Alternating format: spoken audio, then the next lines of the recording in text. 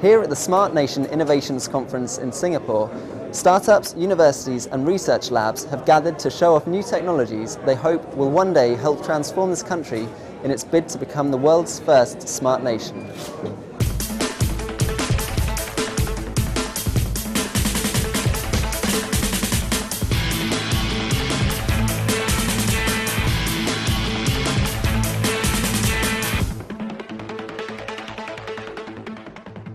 We're here with Hope Technic now, the next generation of exoskeletons that are going to be used in a medical, military and firefighting context.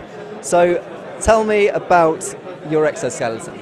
Well, they actually basically developed with the military where we have a few versions. The first few versions is actually a passive system that's run on springs. So what it does is able to help them to elevate the amount of energy required to carry heavy loads during battlefield.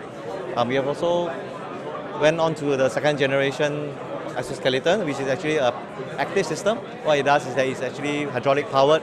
It does the same purposes and to help firefighters to do rescue works much more efficiently.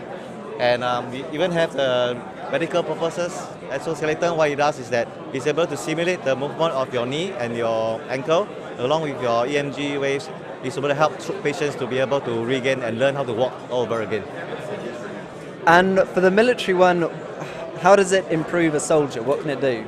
Well, number one, they will be able to carry the necessary equipment, which easily weighs around 20 kilos or 30 kilograms in a much more efficient manner without spending so much energy.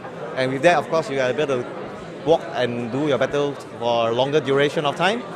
Yes, and this significantly kind of improves their ability to do their fighting in the battlefield. And what stage of the development are you at the moment? Is it being tested yet? Yes, it's being tested, but the first version is actually still in the very initial development stage. The second generation, which is passively activated, is still also in a development stage. But our rehabilitation one is more or less going to be commercialized very soon. So we've already got smartphones, smartwatches and even smart fridges. How about smart wallpaper? A team at Nanyang University have developed just that. Can you tell us more about this and what it does? Essentially, we can print full complex electronic circuits on any substrate, including paper, aluminium, plastic film. So in the case of a wallpaper, we can print smart electronics on the wallpaper. For instance, what we are trying to do is to print an array of microphones so that the microphone can pick up specific speakers. So for an elderly person, the easiest way to interact with a computer is by voice. And the easiest way is to talk naturally. So you talk to the wall, and the wall we can print loudspeakers, and the loudspeakers it can talk back to you. So instead of lifting your handphone and trying to call someone, you can just talk to the wall or call for help.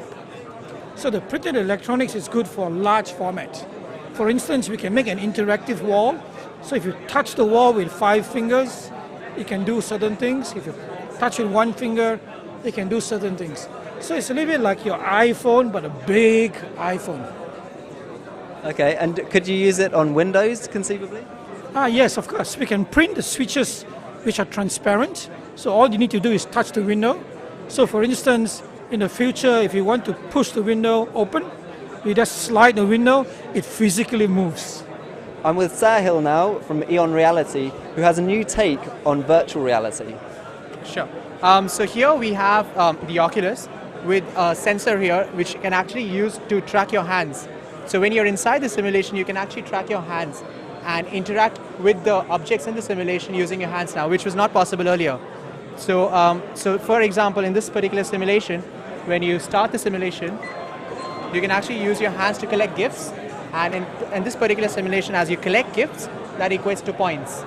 I think it would be used largely in the gaming as well as simulation industry where aerospace, marine offshore, because it's very difficult to simulate these simulations in real life. So this is where I feel it would largely be used. And is it something people can buy or can they download this It's game? a customized solution that we provide as a company. So this is something that we can provide as part of the simulation package that you go for. This is more like a deployment platform. So this is something that we can provide as a complete solution. Singapore's Nanyang Technological University have developed the world's first 3D printed solar-powered car. We're with some of the developers here to find out more. Can you tell us about this? This is Asia's first 3D printed car. What you are actually looking at is ABS developed plastic. The idea behind this project is to show the movement of traditional manufacturing technology towards to additive manufacturing technology.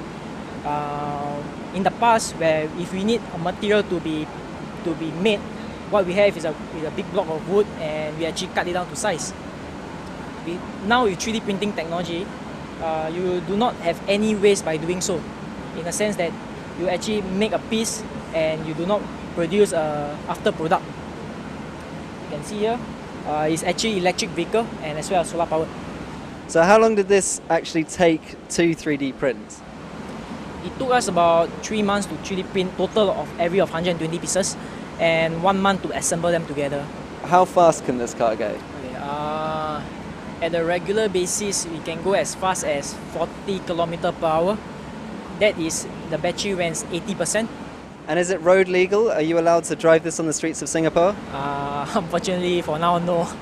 It's not for the streets now.